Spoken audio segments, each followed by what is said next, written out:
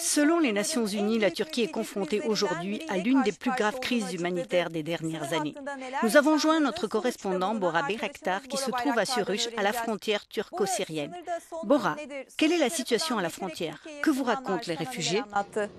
Eh bien, ce qui me frappe ici, c'est le nombre impressionnant de femmes et d'enfants. Je crois que c'est parce que les hommes kurdes syriens voulaient rester dans Kobané, au nord de la Syrie, pour lutter contre l'État islamique.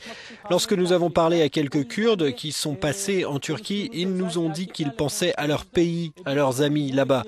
Ils sont également préoccupés par les personnes qui ont déjà été accueillies ici et les autres qui cherchent refuge en Turquie. Les gens à qui nous avons parlé sont très nerveux.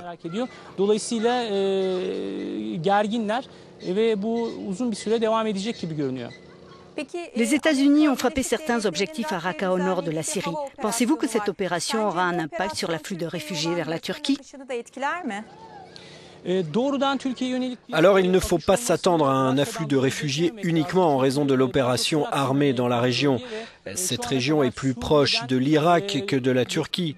La Turquie accueille déjà des centaines de milliers de Syriens qui viennent de cette région et les routes près de la frontière turque sont en passe d'être contrôlées ou déjà sous contrôle de l'EI. Il est donc très difficile pour les réfugiés d'atteindre le sol turc. Je pense qu'ils vont choisir de se réfugier en Irak ou en Jordanie plutôt qu'en Turquie. Donc comme je vous le disais, on ne s'attend pas à un afflux de réfugiés en provenance de cette région spécialement. Dernière question, Bora. Nous avons vu des affrontements entre la police et des populations locales à la frontière. Pourquoi?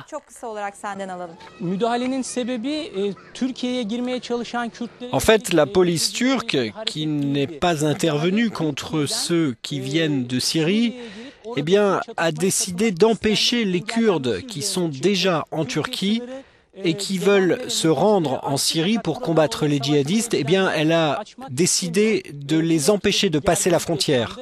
La police n'a pas permis à ces jeunes de traverser. Alors voilà pourquoi cela a provoqué des tensions. Bora, oradan aktardıkların için çok teşekkürler. Kolay gelsin.